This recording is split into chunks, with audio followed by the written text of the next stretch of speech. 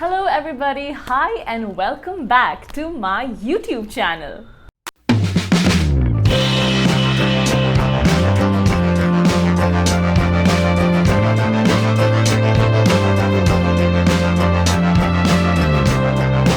Since I got on YouTube, I know, I'm sorry, I keep telling that I'll see you very soon and I don't, but I know that now I will maintain consistencies, personal guidance sessions, and a lot of doubts that I got from girls revolved around what's after. What happens after a Miss India or a Miss Diva, which is one of the most prestigious pageants in the country. And it has been 1 year since I did Miss India, so I think I'm in a good place to give you a variety of options that you can dwell into after you finish your pageant. And this holds for all pageants, not just Miss India or Miss Diva, but also a Miss Grand and also a Miss Earth or also a Miss International.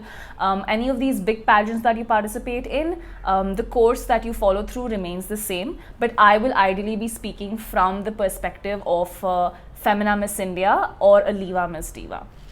So the first thing that you do is sign a contract with Times Talent. Now, Times Talent is an agency headquartered in Mumbai, and all of us have to sign that contract abiding to all of the rules that we will be a talent under them once the pageant is over. You will see a lot of state winners making audition videos because that's what Times Talent gives you. Like every other agency, it opens up a portal for a lot of different entertainment industries. So I personally used to audition for a lot of roles in TVCs, a lot of roles in serials, a lot of roles in movies.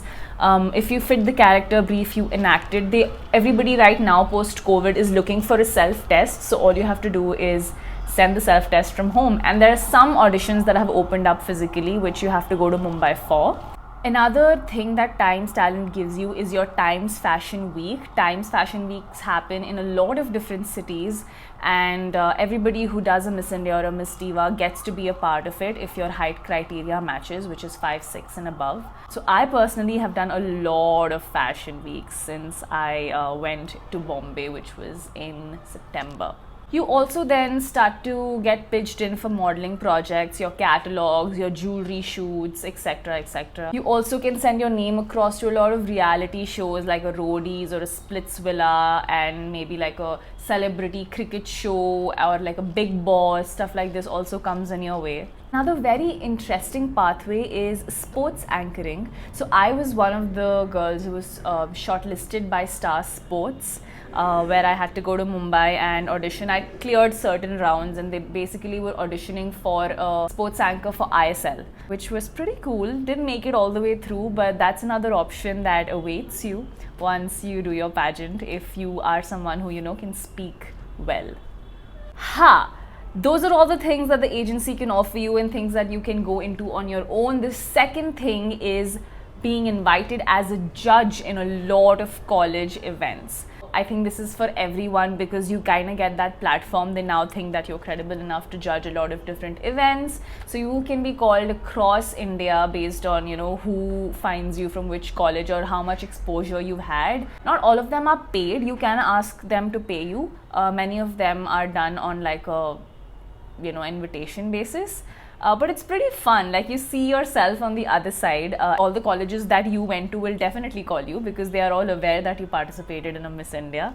Apart from that, there are a lot of other colleges who are like, "Acha, is baar Miss India mein kisne participate kiya?" Like I went to IIT Ropar, which is in Punjab, for that reason because I was a Miss India Punjab. So a lot of state winners do go to a lot of these events and judge, and we all get a perspective of what it's like to sit behind the judging panel and what to see in a contestant. It feels like a full circle. It's pretty cool. The third avenue that opens up for you is to be a pageant coach, like I have. I have joined Conquer with Nikita Tanwani, and we are having our first offline batch after really long, where both Nikita and I are going to be training you in all aspects of pageantry, modeling, content creation, and so much more. There's so much happening. I'm very excited for it. You should go to the link in my caption and you should register. All the details are available there. If you want to know more, there's also a phone number given which you can reach out to on WhatsApp.